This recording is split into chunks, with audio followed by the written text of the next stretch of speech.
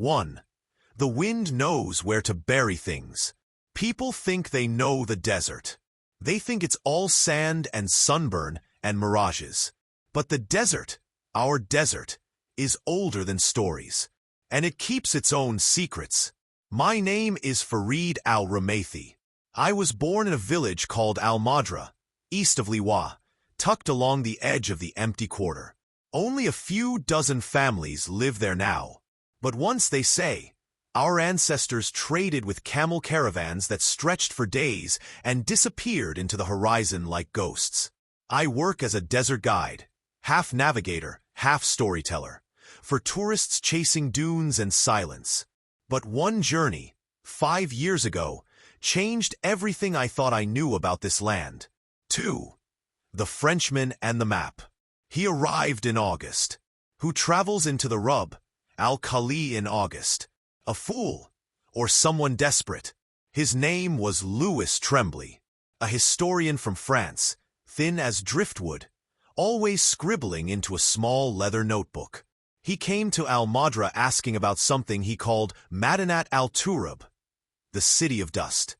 No such place, I told him, sipping sweet gawa beneath the palm shade of my father's old majlis.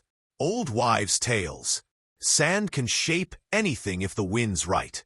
But Louis showed me a map. Old, drawn on camel skin. It had tribal markings I recognized, and one symbol I didn't. A city, placed where no city had ever been. 200 kilometers southeast, he said, where no roads go. It was the wrong season. The dunes were restless, but something in me stirred. 3. Into the dunes. We left Al-Madra with 3 camels, 6 canisters of water, and more dates than sense. My cousin Omar begged me not to go. Whatever's buried out there, he warned, was meant to stay buried. But discovery has its own gravity. By the 3rd day, the heat was a second skin. The wind howled stories at night, soft and unintelligible, like lullabies sung backward. On the 5th day, one of our camels refused to move past a dry wadi. We turned northeast, skirting the edge. Then, on the 7th morning, Louis shook me awake before dawn. Look, he whispered. I followed his gaze. And there, half buried beneath the rising light, was the edge of a dome. 4. The city of dust. We uncovered it slowly. Not all of it, just what the wind allowed.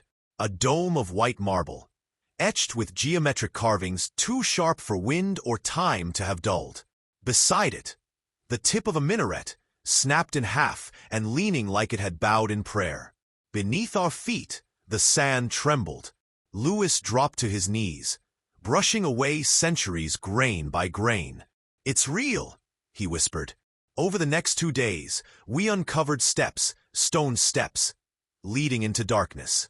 Not a cave, not a ruin, a building, perfectly aligned, facing Mecca. Inside, the air was cold, not cool cold. We lit our lanterns. What we found? 5. The Chamber of Names. The walls were covered in writing, Arabic, yes, but older. Angular, Kufic script, maybe older than that. Names carved into every block. I ran my fingers across one. Kamar bint Jalil. Another. Saeed al-Falan. Some names were familiar. Echoes of our own villagers. Louis found what he called a central archive. A room of stone shelves. But instead of scrolls, there were tablets. Clay, metal, bone. Some wrapped in leather. All sealed. One was different. Carved in gold. No name. Just a symbol, a crescent within a triangle. That symbol, I'd seen it before.